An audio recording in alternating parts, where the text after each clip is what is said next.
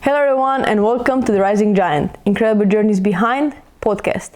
Today with me I have another guest. She is a World Cup winner, Olympic gold medalist, National Soccer Hall of Fame member, and with 231 caps and 47 goals for the US Women's National Team, one of the most impactful players in the world. It's an absolute pleasure and honor to have here another legend. Heather O'Reilly, welcome to the show. Yeah, great job, by the way. You're very good at this. You're also very good at playing football, but you're very good at this as well, so congrats. Well, I'm trying. That's just a side thing for now. Wow, it's crazy. It's crazy to have you here. Was my title at head of women's football at Como 1907 didn't even make... No, it didn't even make the intro? No, they're going to be like, why is she here? Well, she is my boss, by the way. So, obviously, what you're doing now, it's great. And I'm very grateful that you're doing that. But I feel like first we have to speak about your career because, come on, you've achieved so much. And for me, like I was saying before we started to speak, I started that podcast with my phone and a small microphone, and now I have you here. It's crazy. It's just like dreams. Yeah, you worked hard and made it happen. Let's start at the beginning. Cool. Obviously, the podcast is about the journeys of women football players who didn't have the same resources, the same things as our men colleagues. So obviously you had a great career, but what I'm more interested is, everything that you had to go through in order to achieve everything that you achieved. So why, when, how did you start playing soccer? Yeah. Well, I was fortunate to grow up in a community. I grew up in New Jersey, about 30 miles south of New York City. And I think overall it was a good soccer environment. Like there was a lot of immigrant coaches, a lot of Irish coaches that I played for, English coaches. So I think, not that, American coaches aren't strong themselves, but I think that there was a strong influence of good soccer minds that kind of came in that area, which we call the tri-state area. It's like New York, New Jersey.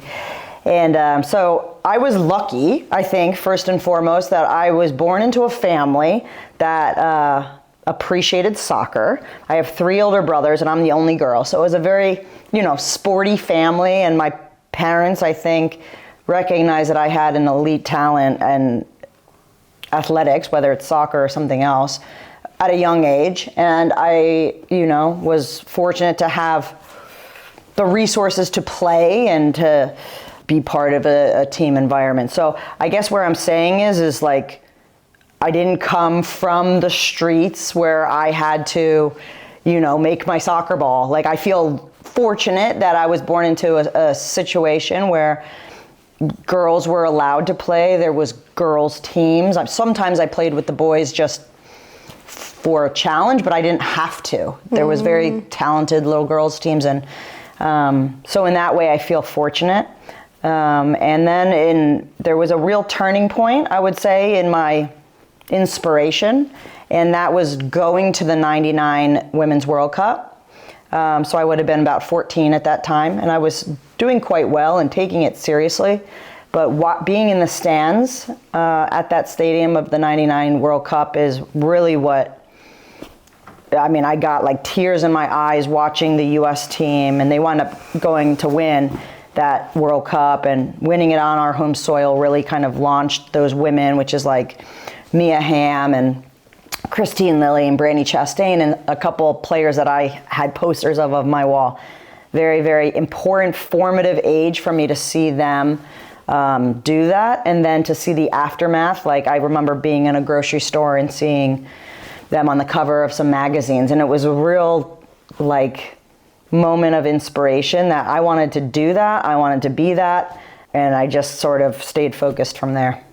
Yeah, how important is that to have those role models? Because, when I speak to other girls from other parts of the world, obviously, it didn't exist. We had men's. Yeah. But whenever I was a kid, I wanted to be a professional, but I didn't know that exists. Exactly. I think it's huge. I mean, obviously they say like you need to see it to be it, is sort of the cliche, but it is true. I actually just cleaned out my parents, or helped them clean out my childhood home. So of course that forced me to kind of go through some of my very, very early football stuff, which they kept a lot of. But they made me this book that now I totally forgot about it, but now I remember, one of those sort of customizable books where you can change the name. And so they changed my name. I was like the main character of the book, and they put my youth football team was like the name of the team in the book, and my coach, his name was in the book. But the pictures were of guys, like the illustrations were of boys. So like obviously you could customize the book, but you could not customize it male and female. Yeah, exactly. Or even the figure. So I just sort of laughed because I forgot about that, and I forgot how much things have changed, and clearly I think American women's sports had sort of a head start in a lot of ways, and that's due to our collegiate or university sports system, which basically, to put my like nerdy glasses on, in the 70s there was a government law enacted called Title IX, which essentially mandated legally for public universities to have an even amount of resources go to educational opportunities for boys and girls. And the important thing is they sort of made the directive that sports was an educational vehicle. So therefore, huge investment in both, women and boys university football. But really that just in the 70s, that really kind of changed the attitudes from like my mom's generation of, sports to like now. And my own upbringing was like, it was very normal for girls to play. Some communities are stronger in basketball and some in soccer, but generally women's sport is very valued. So I feel fortunate again in that, and I don't want to take anything away from, like, quite frankly, I worked my ass off. I worked very, very hard, but also I do feel lucky, and I think that it's okay to say both of those things to be true. I had maybe some opportunities that other people didn't have, and I also took those opportunities and I ran with them, quite literally. So that's sort of how I got into the national team mindset, and also kind of got on the radar.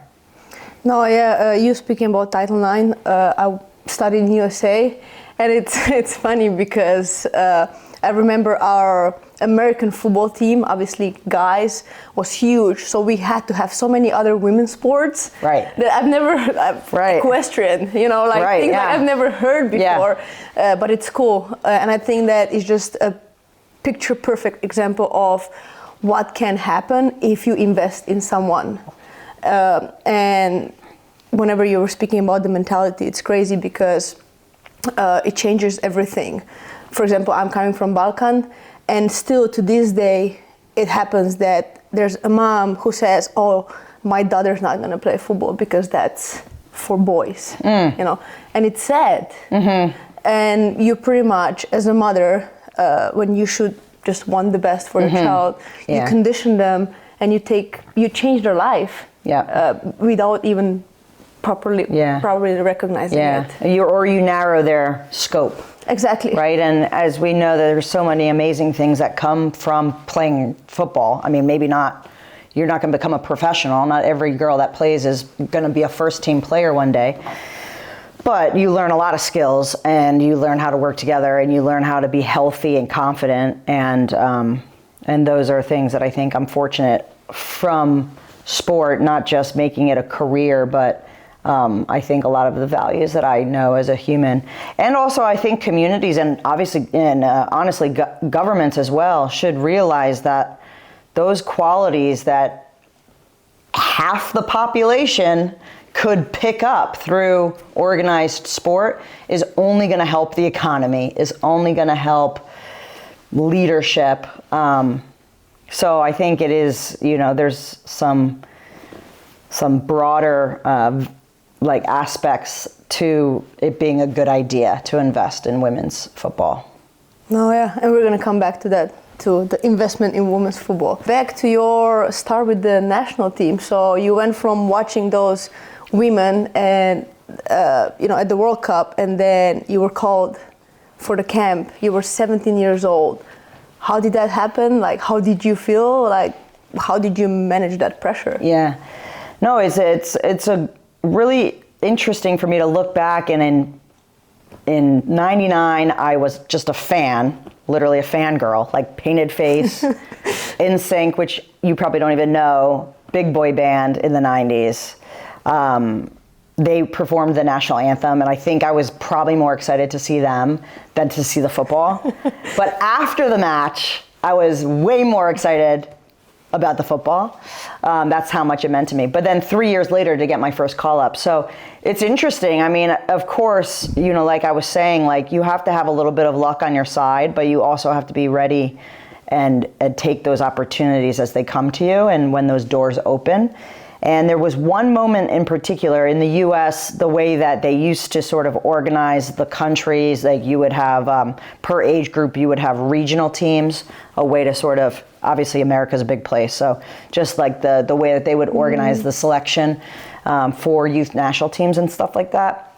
And I was at this sort of event where it was like a week-long series of games. But at that point I was, under 16 or 17, at this event playing against people my age. And it just turned out that, and this was a random small field in like northern US in Rhode Island. It was like this place where we would host these mini tournaments. The head of the national team was there, but like looking at somebody quite a bit older. But I just happened to have like the game of my life. I still remember, we were 2-0 down, and I like galvanized the team. And I think I had 2 goals and an assist or something like that to like bring us back, and we won. It was just like one of these like heroic second halves. And I think it just was fate that she was walking past the field and she saw like this crazy game going on. So she stopped and watched me. And I think, when I coach kids and things like that, like I always say, like to train as if everything is filmed. Like you have a camera on your shoulder, and I think I did in general. I trained that way. I trained very intensely.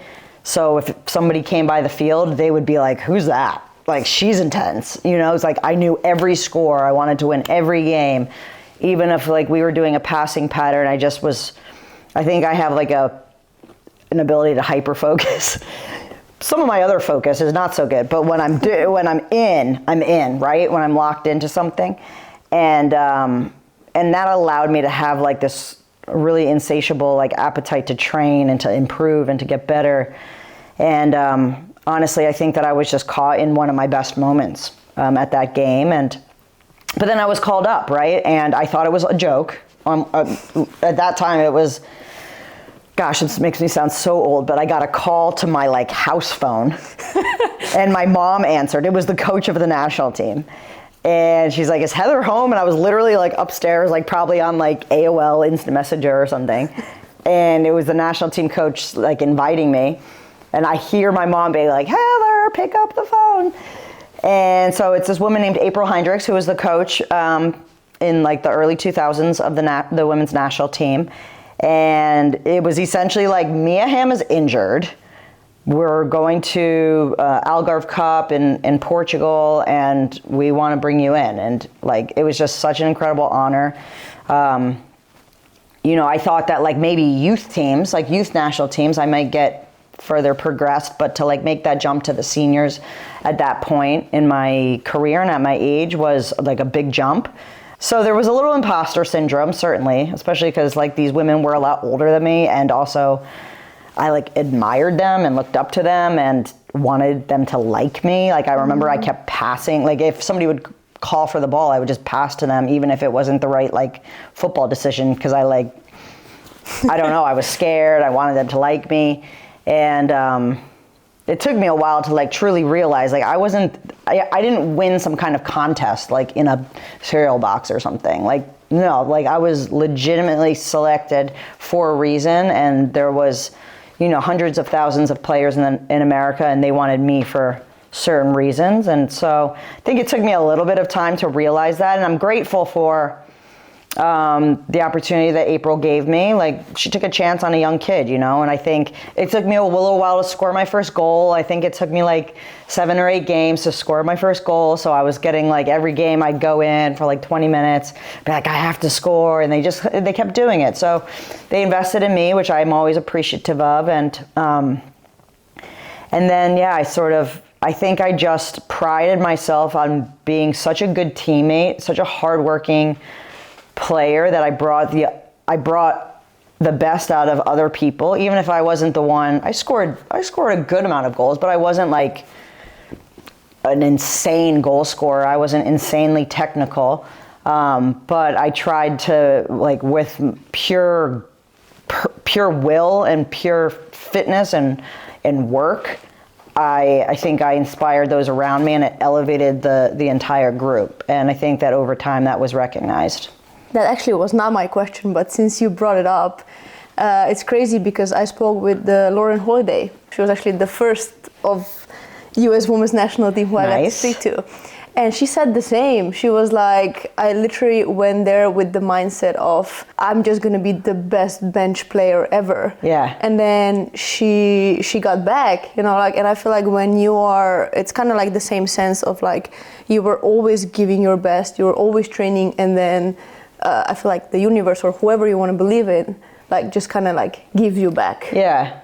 Yeah, I do think so. And Lauren's a wonderful teammate, a couple years younger than me. And it's a similar story as, like, she got brought in quite young. So I was a few years older than her. So she was, you know, young. And I think I tried to take her under my wing a little bit too, because I knew that it was tough to come in at a young age. But she actually had a group of players right around her age as well. So they kind of had their little group figured out, and they really rose to the occasion. But yeah, I do think that the character of the women's national team just like sort of passed down from those before us is like, you have an obligation to bring it like every day. Like that is the sisterhood. It's like a steel sharpens steel sort of thing.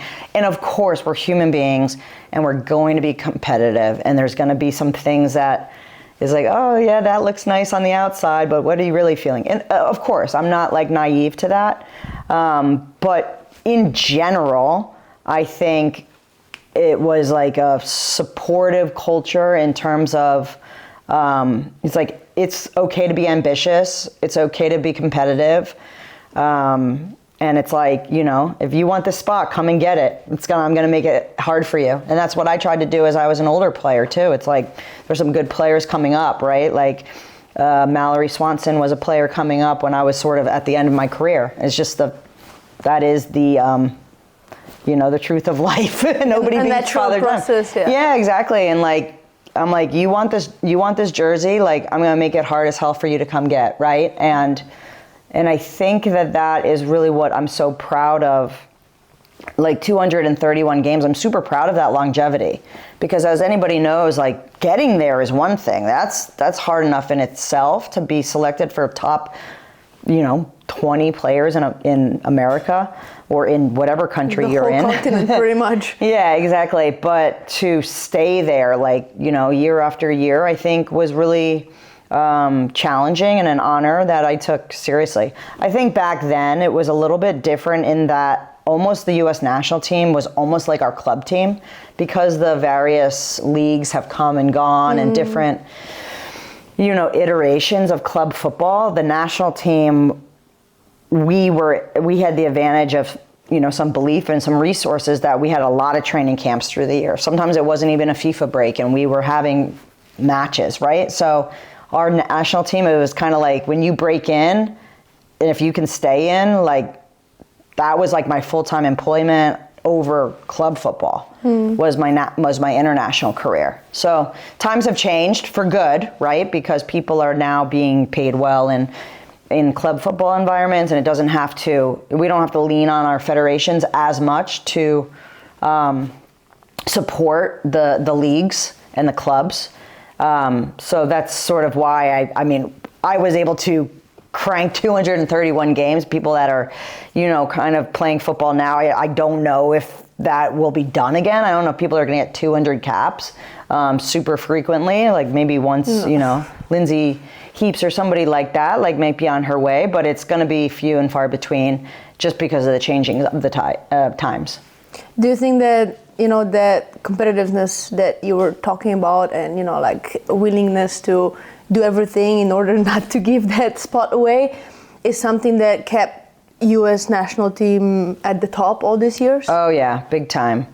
I think, I think it's super competitive. I think, we always are like yelling out the score at games, even if it's just like a simple possession game. That's probably like at training. At training, yeah. And just not being afraid of competition, I think.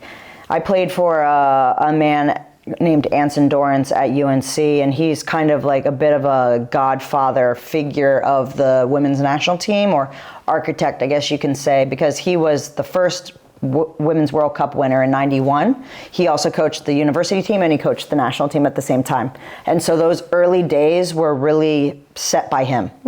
And I think, like I said, the DNA of the national team sort of, has changed, but the core tenets of it have been passed down. So when you kind of look back of like, what does it mean to be, a U.S. national team player, it kind of goes back to this one guy that sort of created the foundation of it. And his biggest thing was that, like, he thought that women were being, this is in the early 90s, like, that they didn't like competition, or they couldn't handle the feeling of stress between teammates and things. And he kind of changed that narrative to be like, it's okay to compete. And the way that he sort of shaped it is like, everything was tracked. So you couldn't, in your delusional mind, as we all get as players, we couldn't be like, no, I'm better than her, or have these arbitrary, fluid sense of self. And back then there wasn't like data like we know it with GPS and all this crazy stuff, these people behind the screens in some foreign country watching your games and coding. It was like tracking your shots on frame, or your, sprints over space, or whatever it might be. He would have like people with notebooks ranking stuff at training. And then, we'd have these meetings where it was like ranked, and everything from like 1v1 duel day, or like one day a week, it would be like 1v1 day. And then the next day would be, maybe the same sort of finishing exercise. We all knew what it was. It was like the same one every week, but like it was tracked, right? And so that was like, there's no hiding here. Everything is very like out in the open and transparent, I suppose. And that feeling, the very, very uncomfortable feeling of competition when you know that things are tracked, I think we became like comfortable with that. It's not a nice feeling, because obviously everybody loves the security blanket of like excuses. And I think it's sort of, ripped off that security blanket. And it was just like, it's okay to be uncomfortable with this. And the people that are like able to thrive in this sort of ruthless, but also privileged, supportive. Yeah. Like, I mean, you felt safe in trying, I suppose. And I think that we were leaders in that for a long time. No, yeah, it's crazy, to be honest, to stay on top for such a long time, even though, yes, obviously women's football kind of, like for many years, USA was the leader. Yeah. Still up there, obviously now Spain and other countries are coming closer, or there with you guys.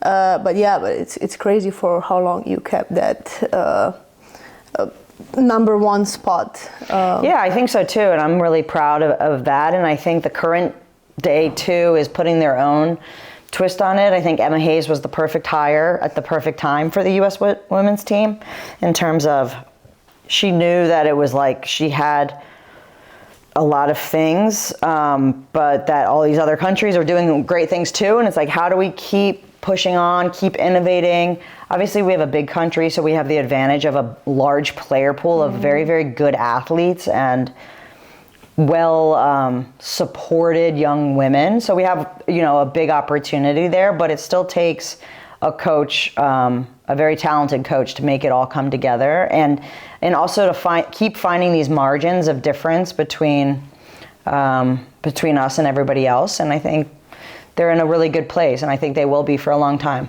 Yeah, I think that, to be honest, coach is one of the most important things. I think everything starts there.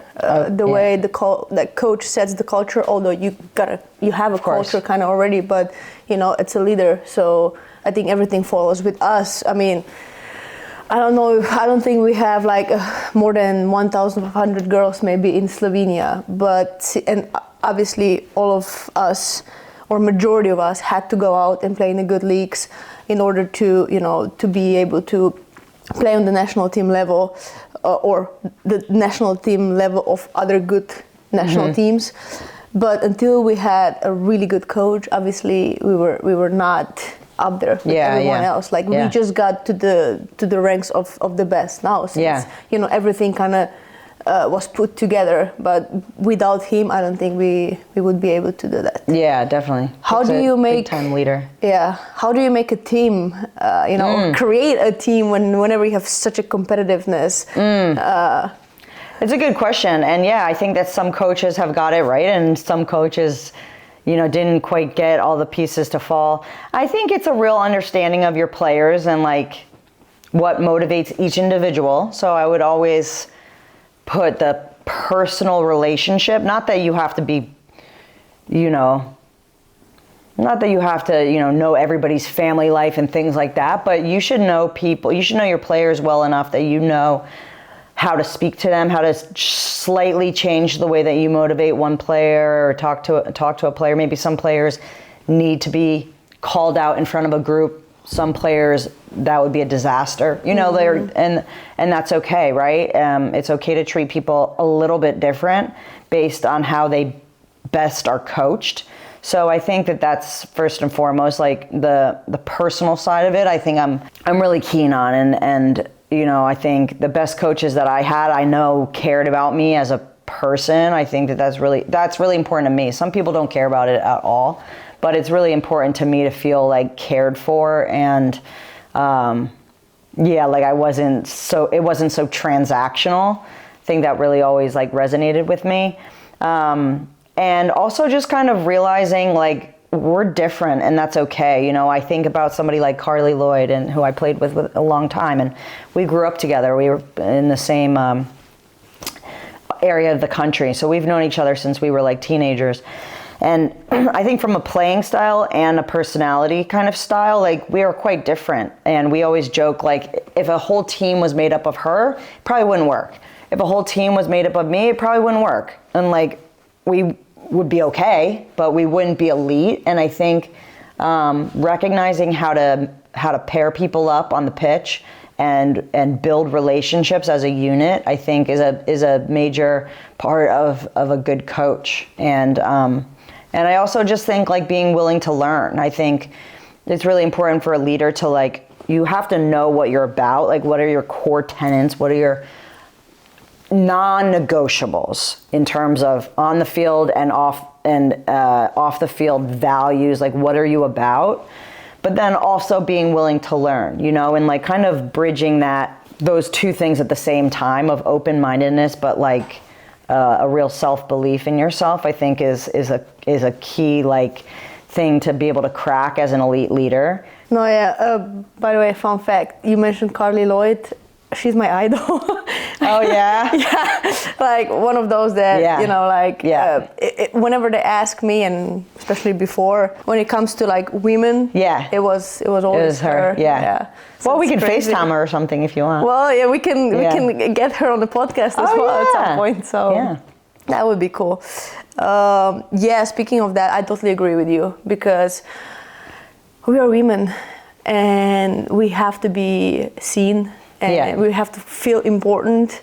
And that's exactly what I think it's one of the most important things that needs to come from the coach is, like you said, listen and, like get to know your player and make them feel important. Yeah. Because whenever we sign a contract or whenever you are called for the national team, we know that it's going to be 20, 25 girls and only 11 can start. Yeah. So obviously we're not happy when we don't start, but there's a difference between not starting and feeling like you don't matter. Ignored, exactly. Or not starting, but then still, someone talks to you, someone, like addresses why you're not playing, etc.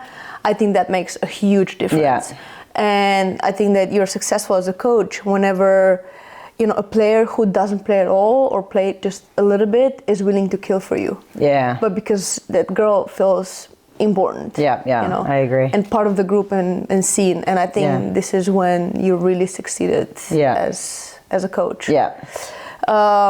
You kind of spoke about that a little bit, but again, you played 74 consecutive matches. How did you manage for the national team? How did you manage to do that? That's a long ass stretch. Yeah, I think it might still be a record, which I'm super proud of. I think the coach just liked me as a player, right? I mean, that's part of it. Like, I fit a style that she had in mind. At that time, it was Pia Sundhage, and we played like a very classic 4-4-2, and we had a big, tall striker named Abby Wambach, and I became like quite good at crossing the ball, particularly right-footed, and also just like beating my player, right? And I was like very simple, very predictable, but like you knew what you could get from me.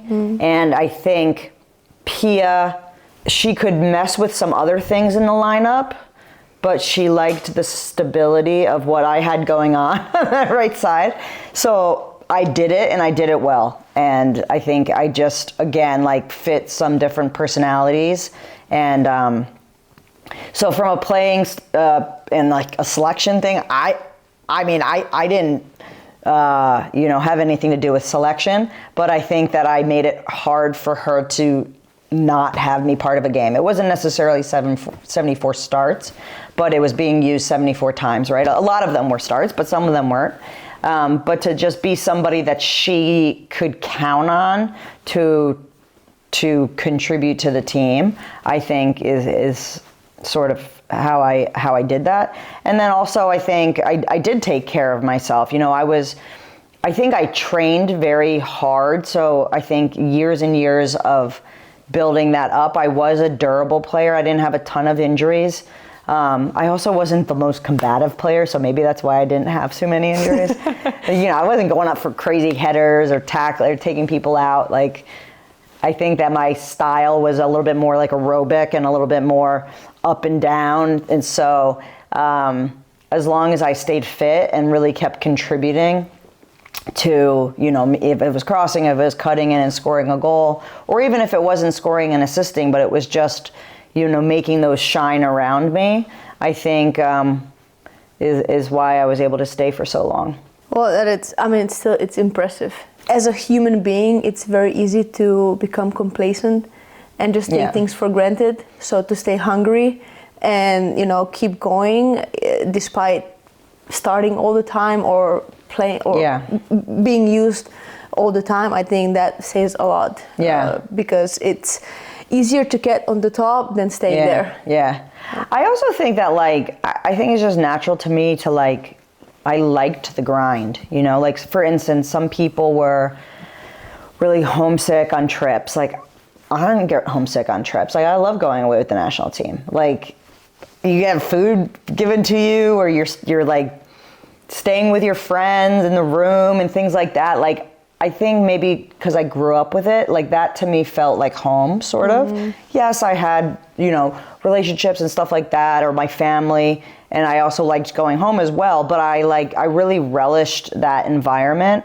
And so I think that was part of it too. Like, I didn't get burnt out too much. Like, I think I was living my dream. And so it was the only downfall of that is like it comes to an end at some point, right? And that's the next chapter of my life, I think, was very daunting for me, because I think in my head I was like, I already did what I wanted to do, like I already lived my dream. And professionally, I didn't think anything would compare to being a professional footballer. And I'm still not convinced, although I love what I'm doing right now. I love television, I love coaching. Nothing beats being a player. It's just the best. Although the only job I would say for me personally is being a mom. I just love being a mom. It's the only thing that can compare in a very different respect, right? But to being a professional footballer is being a mom. So I think I just loved it, and I loved working hard. Like some people would be like, oh, I got to go on the treadmill for this like terrible workout. And I would be like, I had to go on the treadmill. And so I think it kept me fresh and energized. And I just thoroughly enjoyed it. No, I mean, it's definitely a very specific life. I don't think anyone who is not a professional, not just football player, but in general, an athlete, doesn't understand. Yeah. I don't know what's going to happen with me. I'm getting to that point sooner or later. Yeah, of course. I don't feel like, it's crazy because I'm 32, going to be 33, but I don't feel like I'm close to the end. I don't know why. Maybe because I haven't accomplished everything yet, what I wanted. But yeah, after I'm done, and I already have many things that I kind of want to do, but I don't think anything is going to be as fulfilling, because that just playing football is just my passion. Yeah. I did it for so many years without any payment, anything. I was paying in order to play. Yeah, pay to play. Exactly. So it's something that it's obviously my favorite thing. Right. So I don't think anything will ever be the same. Yeah, I wish I could tell you that, but life is okay after football. There's a few things that, like for instance, having some weekends free, or like being able to go to a friend's wedding because you don't have a game that weekend. There are some things that are nice. And I have to say, like, the stress, even though I was saying I love the competitive aspect, it's nice to, like, if I don't want to work out one day, it's okay. It's okay. Nobody's like nipping at my heels to like earn the spot or to earn the shirt, and that's, although I relished it in the time, it's also sort of nice to not like feel that pressure, that intense pressure anymore. So there are some good aspects of it, but I think like mentally, and this, I've been injured unfortunately for the last couple of months, but getting it back. But I still call myself a footballer because I think I didn't want that to die. Like, even though like in the pie chart of me, footballer has much, become much smaller in terms of like a slice of my personality or like a slice of my life. It's become much, much, much smaller, but it's still there, and it's always going to be there, and that's okay. And I think for a while I was like, oh, part of me is dying, and like it's just shrinking, right? And I hope to be like one of those 80-year-old ladies that are like out, that you see on Instagram or whatever, that are like out kicking the ball at the park with her friends, right? Like I hope that in some way, like, I'm a player forever, and even if it's just in my head or in, a five-a-side game, because like you, I just really, really love the game, and I think that change of mentality sort of made it a little bit okay to like step into that new frontier. I mean, when you said dying, for me, a lot of things changed when I stopped calling myself a football player, but just someone who's playing football. Among other things. Yeah. And this will always be with me. Right. Even whenever I'm done playing professionally. Yeah. I'll still play football. Right. I'll be doing many other things as well. Yeah, but exactly. Like the entire identity is not based on this is who I am, and now when this is gone, like, what do I do? Right. Do I even exist? Yeah. It's healthy that you're having these kinds of thoughts like now, because then when the time comes, then I think you'll be like truly prepared. Like, I think that I thought that I was prepared, but it was still a difficult transition. So it's a wonderful way to put it. Yeah, like, you are you. Your essence will always be you. It'll just be something that you do a little bit less. Exactly. You thought that you were prepared, you weren't, and you had to come back. Exactly. But we'll get back to that. First, you won World Cup, you won Olympic gold medal 3 times. How did it feel? Amazing. I think that it's like, while you're a player, it's really hard to like enjoy those moments, because it's like, okay, what's next, right? And that's just the reality of being a competitive athlete. You're like, you know, you can't stop, else, you know, you're gonna get run over if you stop. That train is coming, right? And so it's even taking me until like now in like retirement and, you know, a lot of post-career sort of celebrations, like the Hall of Fame honor you talked about in the intro, to like really, really reflect and be like, wow, I can't believe like I went to 3 World Cups and 3 Olympics and like played 74 games. Like, it takes a little bit to pull yourself out and really look and almost, yeah, appreciate it from afar and from a different vantage point. Because always in my head, I'm like, well, I won the World Cup, but I didn't play as much as I liked, or like, you know, I missed that chance. Like, I can still go back there, like in my head, you know. But I think with time, I think I really realized how incredible it was. And I think, yeah, it's like you feel for a moment that you made it, that you're literally at the top of the podium.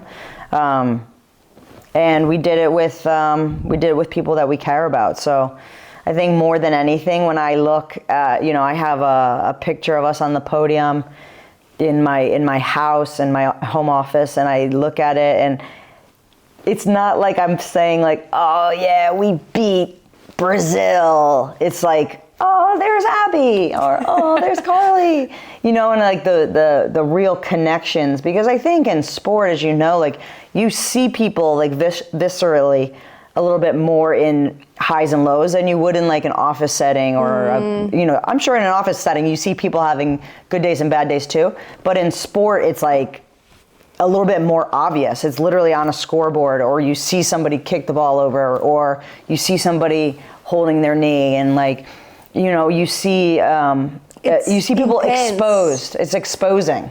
It's passion. Yeah, it's exactly. Something that like it's, you know, like we're all from, especially being women, not being able to travel, like our entire family is with us wherever we go. It's something that you love to do. Like we said before, we were not even paid for it. Mm-hmm. And now you don't play. Yeah. Yeah. It's shitty. Yeah, I know, it's hard. And I think that real connection and like being with teammates, I think for me is probably even the hardest thing, like, right? Because I keep saying sisterhood, which is such like a corny American term. But you know what I'm saying? Like that, like real connection, even if you're not best friends, like I don't care about that, but like seeing people struggle, seeing people rise up, seeing people face fears and things like that, I think are what I miss. And yeah, just like the banter and things like that, or some things that it's really truly hard to replicate after you're done. Oh yeah, you know, for me it's crazy to see, especially you're coming from a completely different reality. You know, for you, it's the end of the world if you don't go to World Cup, for example. Obviously, you've played at 3 World Cups, 3 Olympic Games. I wish that in my career, I get to just be part of it once. You know what I mean? Like for you, it's the end of the world if you don't win. Yeah. Like it's like losing in the semifinal was like one of the biggest disappointments of my career. Exactly. And I just wish I'm going to experience being part of that once. So when you like step on my side and look from my perspective, you're like, wow, you know, like I did all these things, like, and it's crazy. Yeah.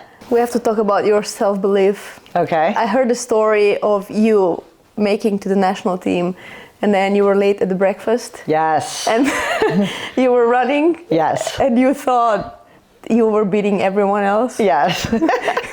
So you just told the story. Yes, I think so. The coach that I was talking about, Anson Dorrance, he always talked about like a couple tenets of elite personality that was, in his opinion and his experience, really critical.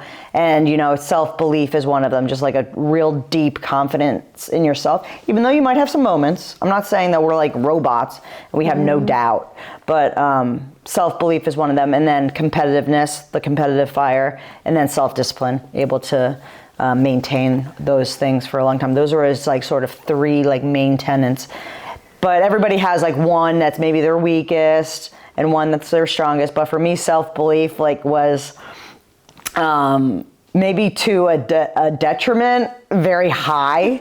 And it's not cocky. Maybe it's a little cocky, but actually, before I get into the breakfast story, I'll say I remember being in this hotel gymnasium when I was a little girl. It was for my brother's football tournament. And me and my other brother were just messing around in the gym, you know, when you're a kid and you can like sneak into the gym, you feel cool.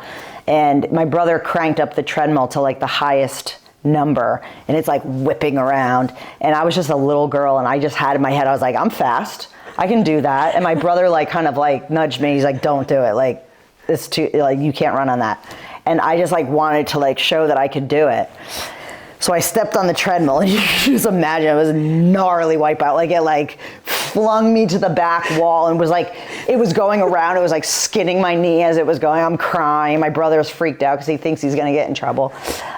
So that's like an example of like it not working in my favor, but it like kind of shows a little bit of that like belief that like I could do it, or like physically, like I felt very confident in my abilities. And then when I got to the national team, yeah, like you said, one of the first days I slept past breakfast because we were a teenager, and in that day, you like actually had to like set an alarm clock. You didn't have your phone. So I think I like snoozed the alarm clock, like hit the button and just missed the breakfast and woke up and I was like, shit, like training, we have to leave for training in 20 minutes. We just like got our gear on. And it was another youngster, that was my roommate. And so they kind of played a trick on us that, you know, we were gonna have to run sprints as a whole team to sort of make up for like a couple of us being late or missing breakfast rather. And so we get on the line and I'm thinking like, oh my gosh, like first I need to crush these sprints. One, because it was my fault.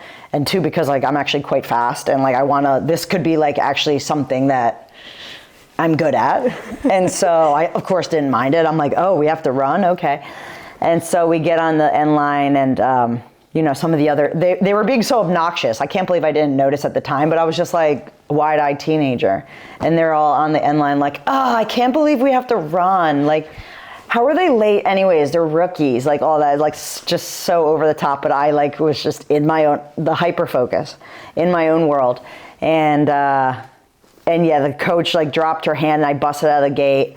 And I remember like I can put myself back in this position of like running so hard and like seeing the peripheral and like not seeing anyone. And I was just like so convinced I was just cooking everyone, even though they're like world-class athletes.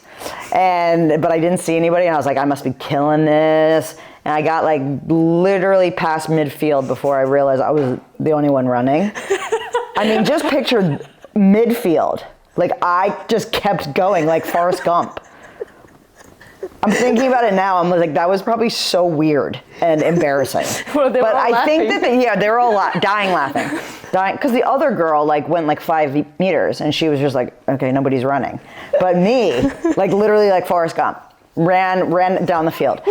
But they kind of liked it in a sick way because they were like, this girl is really kind of full of herself, but good on her. Good on her. And I think that they fed off that energy. And yeah, but I don't know where it came from, but I think I just like, I think I just like always believed or like wanted to show off, or, you know, maybe it was, I think in reflection of like what truly inspired me, like I wanted to do well for my family. I wanted, you know, I felt like I was loved when I was successful and I was winning. And that was a big driver. I think, obviously my parents loved me no matter what. But they really like were excited when my football was successful, right? And they came to tournaments to watch me. And I think in reflection, like that was a real motivation, as it is for a lot of, you know, elite athletes. Like, I don't think that a lot of people admit it, but like making their parents proud is actually a super big motivator for people. I think I'm like comfortable now, like looking back and saying. Obviously, because as a kid, especially, obviously you're not thinking about anything else but how you're going to be loved. Right. And being recognized, being seen, like, oh, you're doing good. Right. This is equals like, oh, like, my mom loves love me, you. my dad. Exactly. So this is obviously, until it's healthy, it's great. If it's not healthy, which in many people, then they have issues. It can tip over, Exactly, when they're older. But yeah, it makes sense. Right. Pretty much. Do you think that you were born with that, or in general, people are born with that kind of self-belief, or can it be cultivated? I think it's probably a mix, but I do think quite a bit of it is innate. Or is it coming from very young age? Yeah, exactly. How you were brought up. Exactly. Like it could be, like 4, 5, 6, like that kind of thing, and then finding that success or feeling good at something. I think finding something that you're good at, even if it's not sport. Like everybody has special gifts. That's just like our genetic pass down. Like you're gonna be good at something.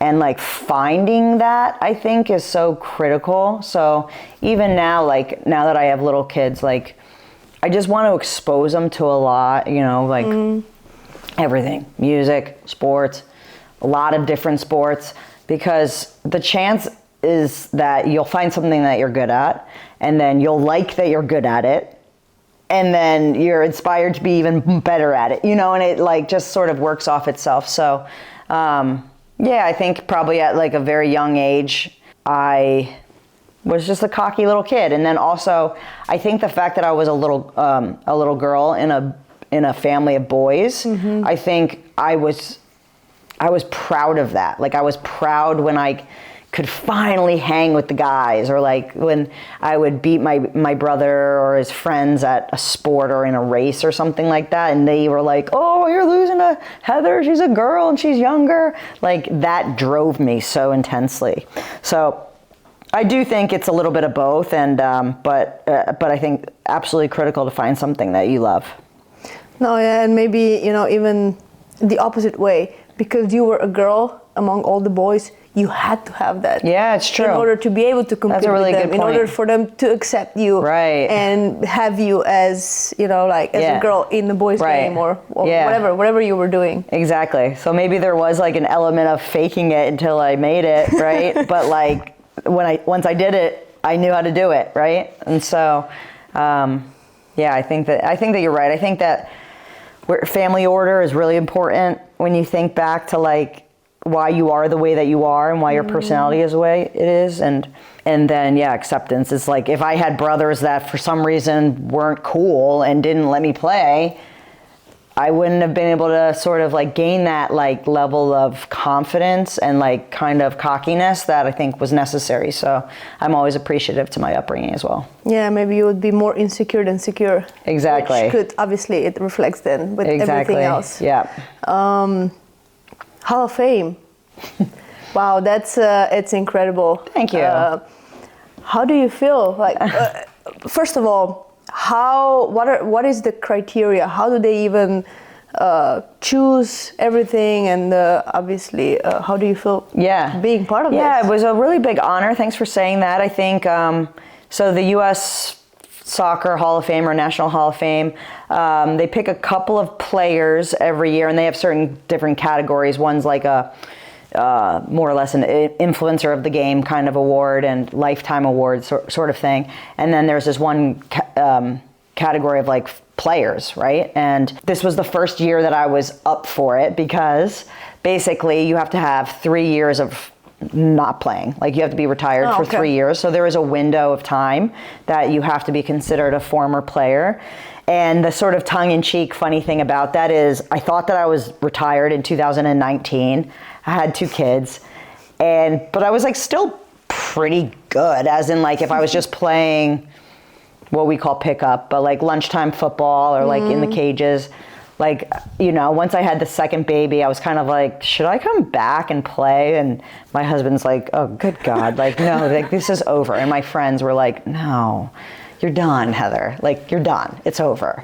But I still kind of was like, no, I can still play. And then I played in this charity match, actually, called Soccer Aid, that people in England might be familiar with.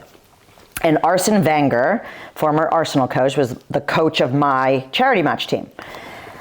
And he, I think, just tipped the scales because he was like in his, French accent. And he's like, Heather, you are a very good player. And Cafu was like my right back behind me, and we just had it going on the wing. We were just flying up and down. And Arsene's like, you should still play, Heather. And I was like, well, thanks. I was like, I had 2 kids. I think it's done. But like, I like playing and things like this. And I did say to him, because we overlapped at Arsenal, and sadly, we weren't in Champions League when I was there. That was like my big goal and kind of fell short, which was a disappointment. But I said to him, I was like, well, I never played Champions League football. Like, maybe I'll come back for Champions League. And he was like, you should do it.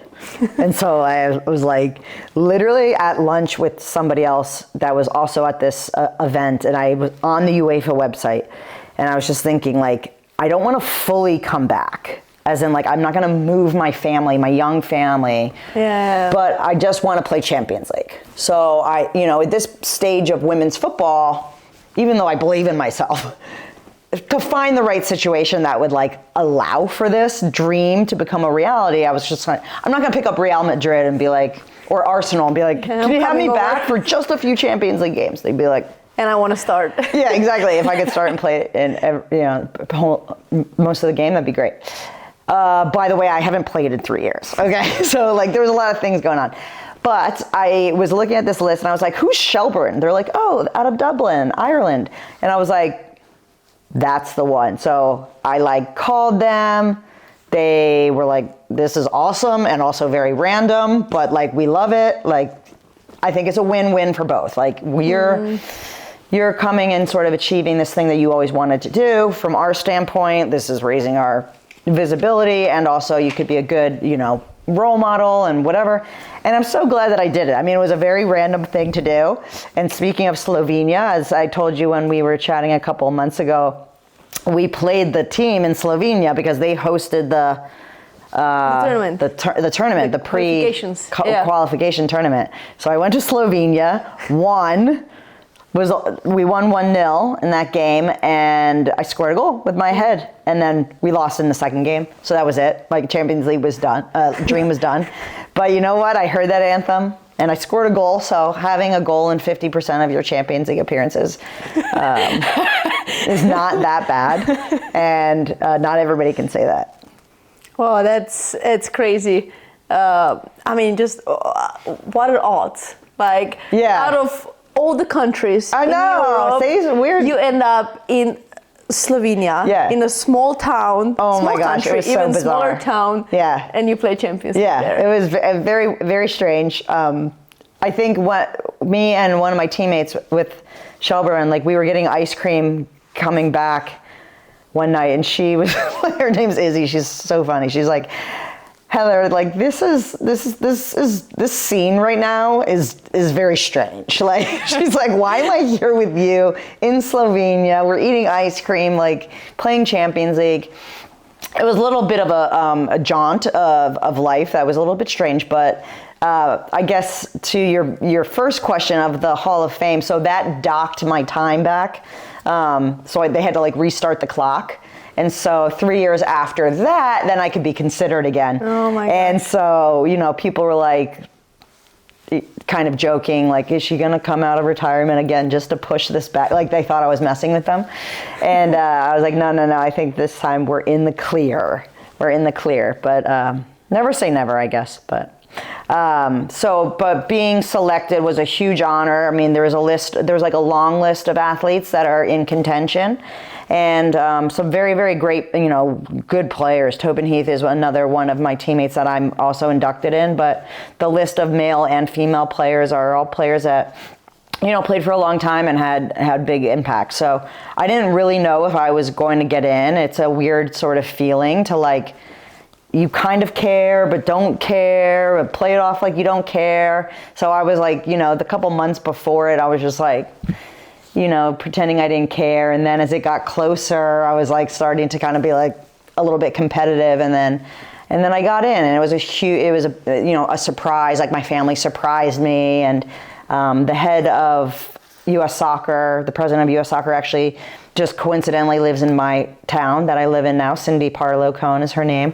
So she was able to like present me the honor and things like that. And my little sons, who are so cute, 5 years old and 4 years old, like held up the medal for me. And of course I'm crying, and but it's very surreal. I think, again, like, I think that even this honor will mean even more, like, looking back 20 years from now, because even still, you're too in it. But I think an honor like this, like, really is like sort of a capstone sort of time to reflect on what you do. And it's in May, my actual induction ceremony. So hopefully by then we have some more great things to add to my list of accolades. And my time here with Como 1907 has been another sort of notch in my journey, and one that's quite different, and it is requiring a different skill set. So I like that. I like using my brain and my leadership in a different way.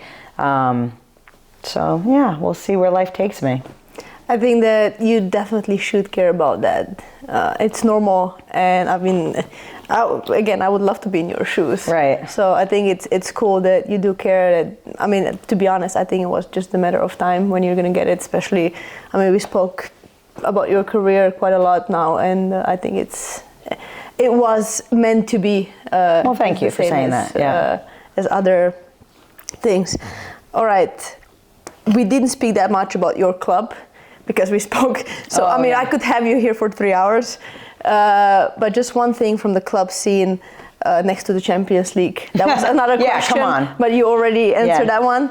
Arsenal. Yeah. One of my favorite clubs. Yeah. How did you end up there? And I was playing for such a club. Thanks for asking. So I think for my entire career, I spent in the U.S. And, like, we've had, like many places, like highs and lows of club football, right? And really, really proud of the U.S. And at that point, the national team sort of required us to stay in the U.S. There was a few players that would leave and go, like Megan Rapinoe played for Lyon, and a couple players left, but I never really had the guts to when I was still being like selected. They were sort of like, I was sort of scared that it would be like an out of sight, out of mind kind of situation. And so whilst being an international player, I knew I wanted to be US based, but sort of when I retired from international play, when I was just kind of like, you know what, it's time, like this was a good run. I knew I wanted to play in Europe. I was just always attracted to that concept of living in Europe and just trying something new, because I was so like USA all the way, like, and I just wanted to expand my football horizons. And so that allowed me to do that.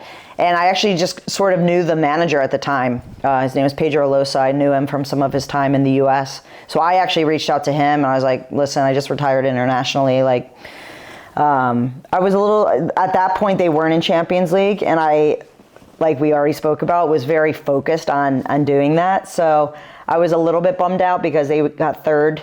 They got third in the table, and at that point there was only 2 from England that made Champions League, so they missed out. So then my big goal, I think, was like, okay, I'm going to get them back to Champions League, and then we got third again. So that's why I said we fell a little bit short. But I spent 18 months there in North London, and it was awesome. I mean, in reflection, I think there was like some amazing things about it, and there were some tough things. I think I was more homesick than I sort of ever probably was, just because my husband was not there, and even though US and England share a lot of similarities, there's also some differences in terms of like the team cohesion and I was just living in a different country, and so there were some difficulties. But I also think like me chatting with Arsene Wenger in like the salad line was, a highlight. Like that was so cool for me, and going to the Emirates and watching the men's team play and just going to pubs and watching games, because in the US, like I love soccer, and there's like a small group of us that are football people, and I hope the World Cup coming up brings even more people into that mindset. But it's sort of like the fourth most popular sport. You know, we have American football, we have NBA, we have baseball even. And so soccer is kind of like not as big as it is in England. So when I was there, I felt like I was like amongst my people when I would go to a pub and like just tune into a Premier League game or whatever, and everybody is talking about football all the time. Like I really engrossed myself in that sort of culture. So, and made some great friends. And I still try to go back to London like when I can. And obviously I've been traveling over to Italy quite a bit. So I was actually just thinking, I was like, the next time I come over, I got to like plan at least to spend 24 hours in London and see some of the girls. There's a few girls still on the team, Leah Williamson, Beth Mead, Kim Little, that were my teammates when I was there. So it's been a joy to see them continue that success. I mean, even if you didn't, play Champions League with them, I think you picked probably the most historic club from the point of women's football. I remember I was maybe like 12 or 13 and they already had a ladies academy. Right. So I think it's, when it comes to women's football in Europe, I think they're like that's one of the best. And they won clubs. Champions League, like, what was it, 2007? They won Champions League. So I knew that they were doing some great things. And then when I was over there, it was interesting because I felt like I was still like kind of a blast from the past from like what women's football could be and what I was used to in America, to be honest. But that's why it's been so impressive for me to watch their progression over the last like 6 years. I mean, when I was there, for instance, we didn't play one game at the Emirates. It was really kind of a bummer for me, disappointment. But then like the next year they had 2 games there, and then the next year they had 4, and then the next year they had 8. And now I think all of their league games are at the Emirates, which is amazing. And so I think that just to see what they've been able to do there has been cool. And if I had any small speck of influence to motivate or like to push those players on to like believe in something bigger, then that's awesome. I'm happy that I was able to do that. But I also learned a lot from them. So. That's nice. Yeah. One last question before we move on this part of the life right now. Maybe one or whatever you have, the hardest moments during your career or the biggest challenges that you had to overcome. I would say 2, well, actually I would say 3 moments. One's an injury. I broke my leg right before the World Cup. This really ages me. And I was in the midst to make the 2003 team, which I would have been by far the youngest player on the team. And I was like this young up-and-coming star. I was starting to get a lot of, publicity and stuff like that. And I ran into a goalkeeper from Ireland. I know her, Emma Byrne. We like joke about it now because I'm friends with her through different things.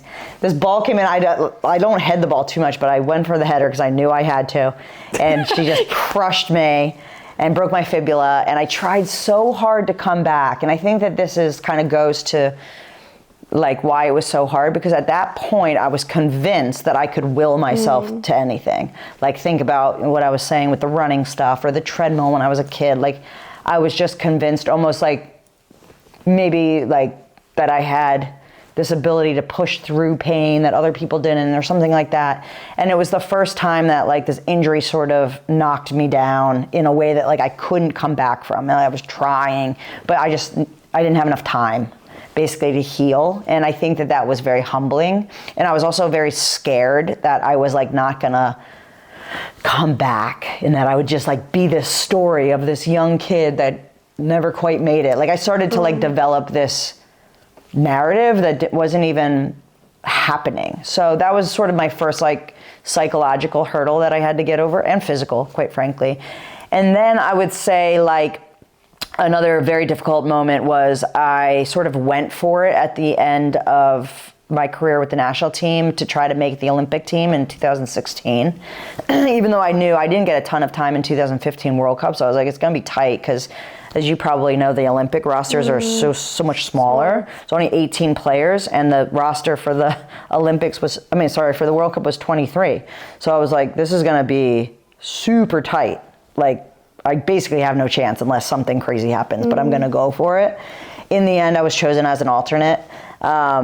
And so just kind of sitting there in the stands in Rio, and the team didn't do that well, and I was just struggling. I think I thought that I would be up for it emotionally, and I think it was harder for me than I thought. Of course, I did everything for the team and was a good teammate and pushed people on, but it was difficult to kind of like just to do that role. Well, I bet. I think was tough.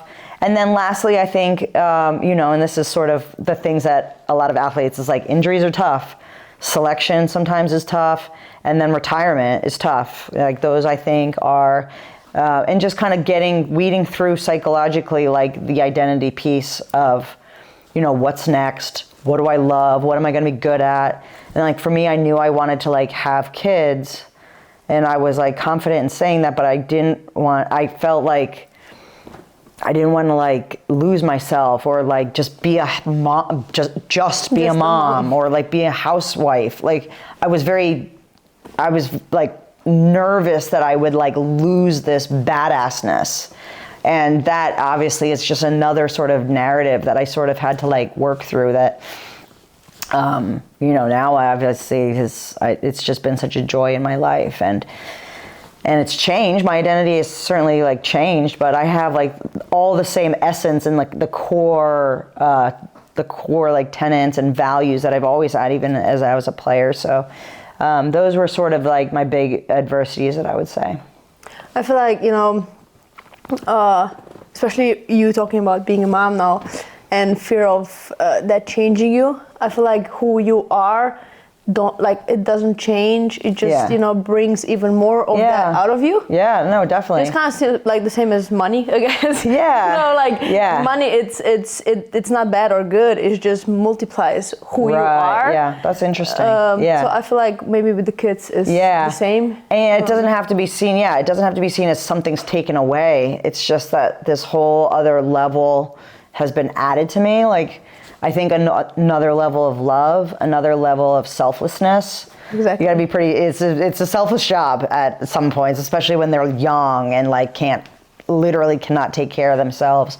Because so much of my existence was quite selfish as a footballer. It was like your body, your travel, your training. It's like kind of all about you. Of course, I had a supportive partner, but like it is a little bit of a selfish existence, and then being a parent is a very selfless existence, and so to make that change took a lot. But I think it added another element of me that I'm super proud of.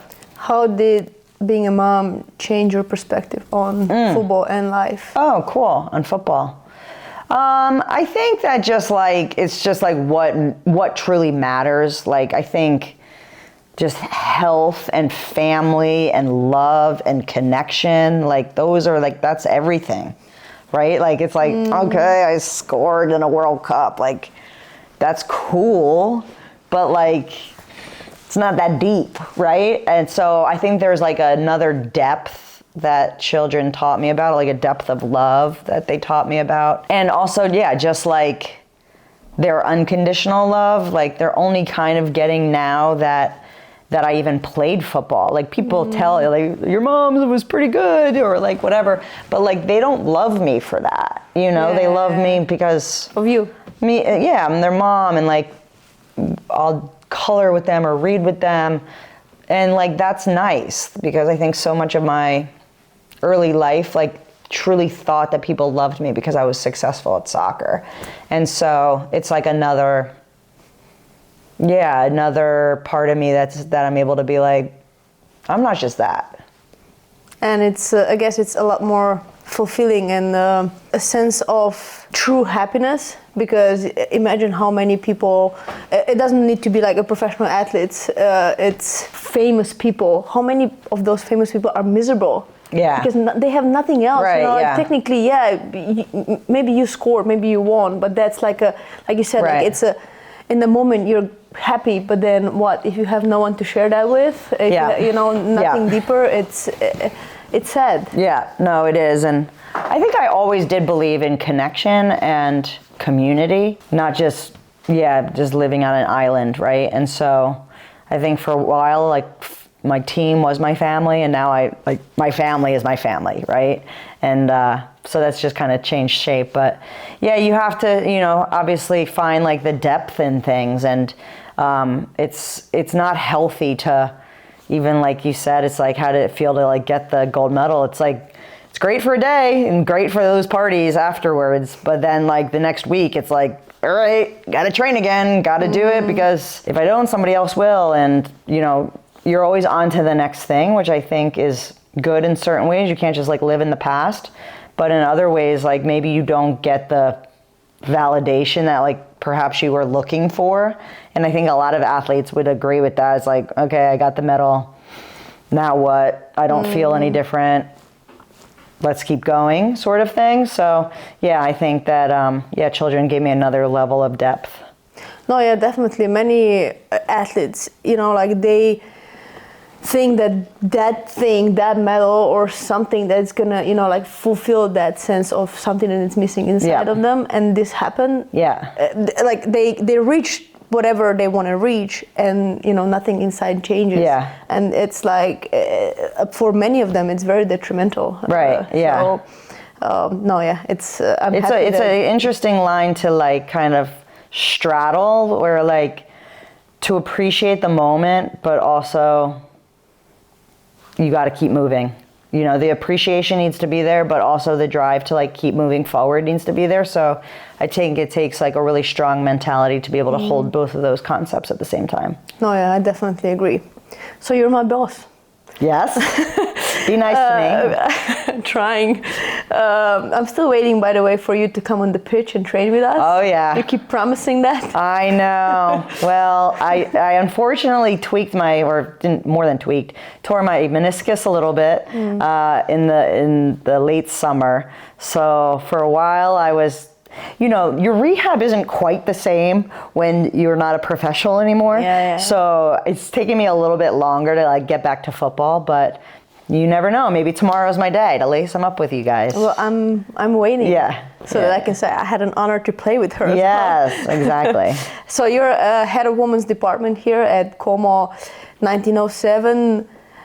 You're here with a ton of experience, and I'm assuming you're here to create a culture. Yeah. So how important creating a team culture is, and how do you do that? Yeah, I think first and foremost, like I'm big on this concept of holding two things, right? Like I am brought in here to use my experience of the past and of winning. But I also recognize I'm stepping into a different culture, a different country, one that's sort of done things a certain way, right? So I think over time it's just been like evaluating and learning and not being so arrogant of like just inserting myself. Is just kind of like learning about people.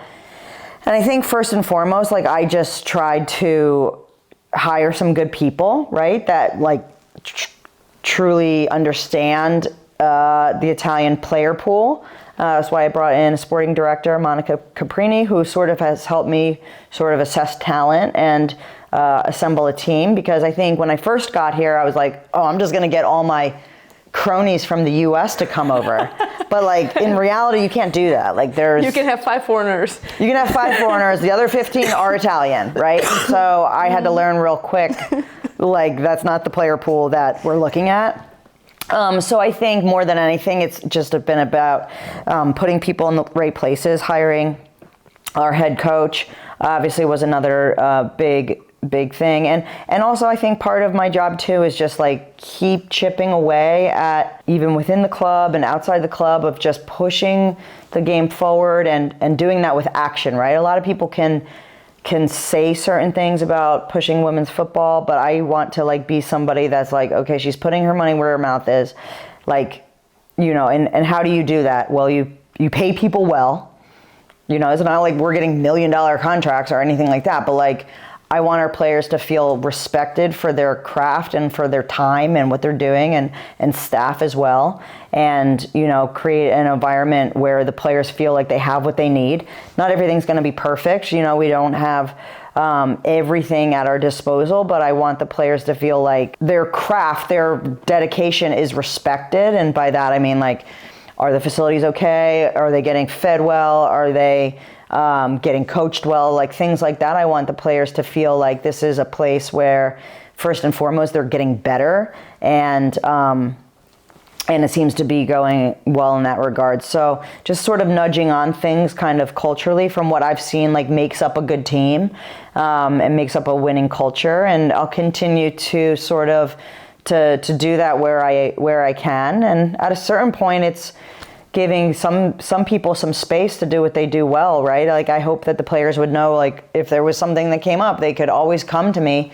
But also, like, I have faith in the leadership of our team, yourself included, obviously, as vice captain, that there's enough leadership in the room and there's enough capability in the room and experience that we're in a good place. So I think that that's sort of what if you are like, what's the number one job that I tried to do? I'd say, like, hire good people. I'm not there. My boots aren't on the ground. And so investing in talent, and I feel like we have a really strong core. Yeah, I think, I don't know where I heard that, but I think I was listening to one of the podcasts, maybe Diary of CEO, with Stephen Bartlett. I don't know if you know who he is.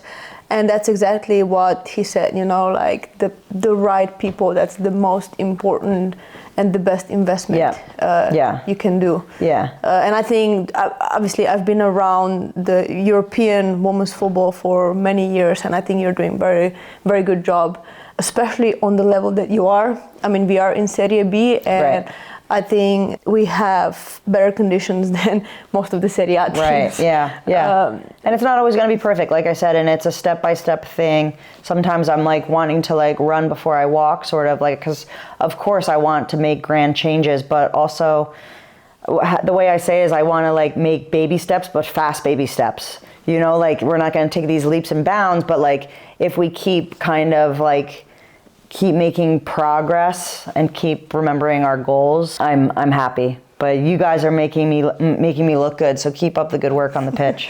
Well, we're definitely gonna try to do our part, or continue to do our part.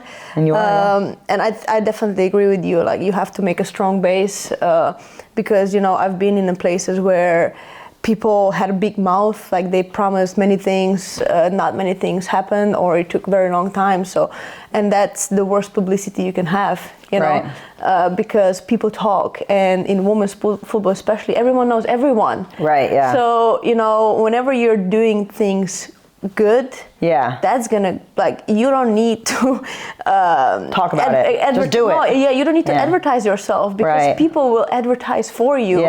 And I think that's the best thing you can do is actually, do what you promised. Try to invest as much as you can and follow your plan. And I think that's what we are doing here.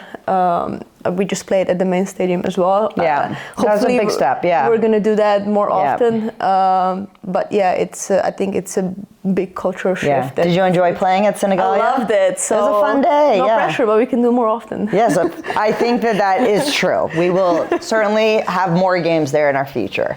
So and it's also obviously you're playing a big role in that, but just the entire club and the ownership, I think it helps a lot that they see a woman's side as a very huge, like very big potential instead of something that they have to have. Right. Which makes a whole difference, because I think that we used to preach about the potential of women's football, and now I think it's already in the numbers. People can see it. And whoever doesn't jump on the train right now, it's going to be late. So I think in maybe, if I read right in 4 or 5 years, it's going to be the 5th most, like the biggest sport in the world, men or women. So imagine how big men's football is. We're going in that direction. So even if you don't care about girls playing football, just from a business perspective, you should be with us. And a lot of brands too, like it's important to their brand to say, like, they'll be like, okay, your men's team is doing this, your women's team is doing this, and like, and see us as one family and one. I mean, I think that there's some ways to differentiate the women's team and the men's team, but there's also ways to combine, right? And I think that brands out there will be interested in us separately, but also interested in our men's team and all the successful things that they're doing. And there's nothing wrong with that. There's nothing wrong with leveraging, you know, what they've been able to do and their success in Serie A these last few years, and their ascent from Serie D, Serie C, B when Cesc Fabregas came, and now A has been extraordinary. And I think that's what drew me to the project to start with too, is like, I believe in women's football, right? But it takes the right place to actually put those things in motion. And I'm like, well, they've already done it on the men's side. So now if I just kind of bring my, you know, network, hopefully we can sort of follow that. So it's not like they were just talking these far off dreams, like they actually had the blueprint of it, at least on the men's side. So I knew that it was an organization of people that knew how to get stuff done and how to, follow short-term goals and long-term goals to get where they wanted to go. No, I definitely agree with everything that you said. And I also think that, like you said, there are some things that are the same and we're one family, but there are some things that are different, because in essence you are targeting 50% of the population that it's not men, it's women now. So you do sell us differently, you know. You have different brands who are interested in, you know, in female instead of male. So this is where the differences come in. But again, you know, this is why you have the other half of the pool that you can use that was maybe not used until now. But yeah, I definitely agree that it's a society that has already done it and now is trying to do it on the women's side. In a different way. Exactly. So it's great. I'm very I consider myself very lucky to be part of the team. Part of the we're lucky project. to have you. You've been a great part. I mean, it's crazy because, great piece. You know, if on my human side, it's, you know, obviously going from playing Serie A all the time or going to Serie B, it could be an ego death. Yeah, of course. But I don't feel like I'm in Serie B apart from going to certain teams and playing them on there, you know. But whenever we're in our bubble, it doesn't feel like that. So, good. I'm very happy to be here, to have your trust, and I feel like we're going to be continuing all the way to our goal. I have two more questions, and I'm going to let you go. Second to last, I feel like, you know, football is kind of polygon for life. How do you think or feel that the entire journey changed you? Yeah, I think, and we talked about it before, like the different adversity. I think that football has demonstrated to me that I'm stronger than I think. Right? That like from a physical and an emotional and a mental strain that I can handle a lot. And I think even like with kids, like I think some of the things like that I learned as a footballer, like, you know, just in terms of a certain resilience, like it's helped me be a better mom, you know, or like to keep a certain discipline with like my health and well-being and stuff like that. Like football has very concretely showed me to like, nothing comes for free in life. You need to work for it. There's gonna be highs and lows, like ride the waves, try to ride them like peacefully, right? Like, and the times that are down, like I think you have to strike a right balance of like grinding through and pushing through, and then also a certain acceptance too, else you're gonna like grind your gears a little bit too much, right? So just like that, being peaceful with certain highs and lows and building a resilience, I think football has taught me. And I think more than anything else, that's like sometimes you're gonna be on that playground and you're gonna be like lying down and you don't have the strength to get up anymore, but because you've built this community and so many times you reach down and pick somebody up, that like now when you're the one that's on the ground, you can hold your hand up and somebody will have your back because you've had their back, you know, through highs and lows, and like that's what life's about. And so I think that the importance of community and friendship, I think, is something that I very concretely learned through football. Oh, that's very beautifully said. Thanks. Last question. What would you say to someone who either is afraid to dream or does have dreams but is afraid to pursue those dreams. Oh, don't be boring. I'd say that to them. Don't be boring. Like, I heard this funny like line one time. If you're going down, go down in a ball of flames, right?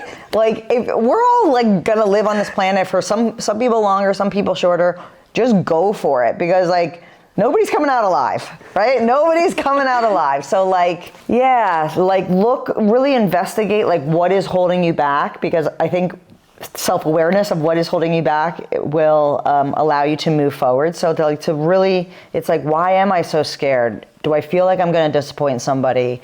Am I going to disappoint myself?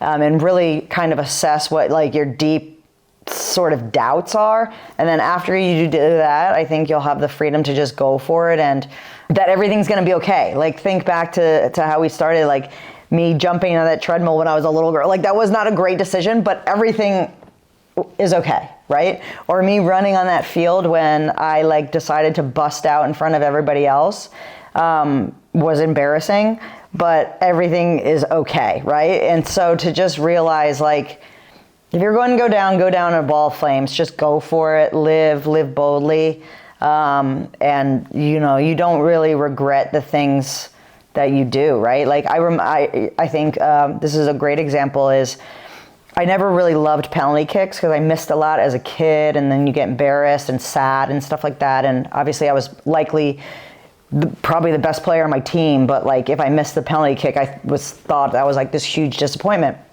And so at uni, I took a penalty and it was saved, and it was the only one out of all 10 kicks or whatever that was saved. And that really stuck with me and sort of haunted me for a long time. So much that fast forward in 2011 World Cup, I don't know if you remember, but we went to penalty kicks with Japan, and I didn't take one. And the coach, our goalkeeper coach who was in charge of the lineup, like I was close, you know, I was probably kicker 7, 8, but he like looked at me to see if like, do you want to take it? And I didn't do it. And I still like, I can go back to that moment, and I can still like picture being like, we kind of made eye contact, and I was kind of like, no. And I think back and I'm like, I could have changed history. Like, and I think like, do I regret the one that I missed, or do I regret the one that I didn't try? And by far, I regret the one that I didn't try. Like that is my biggest regret. Like, I could have been a hero, I could have helped my team win, and I didn't do it because I was scared of what, you know? And so just go for it. It's better, it's well better to just try and fail than to not try. I love it. Well, you're a huge inspiration. Heather, thank you very much. Thank you. Good job. Yes, you know. You're a good center midfielder, but you're a great interviewer as well. Well, you know, a little Dominika, never in my wildest dreams would imagine, you know, like just working with you, sitting here with you. Like, I remember watching you on TV. So it's a huge honor, a huge privilege. Thank you for being here. Thank you for doing everything you're doing for us in Como. And as a vice captain, I promise you that we're going to do everything that we can in order to achieve our goal. And I'm already so proud of you guys, so keep up the good work. We will. So yeah, anyway, thank you. And obviously, I wish you a very successful path here in Como, and whatever you are, you know, you decide to do in that post career life. Thank you.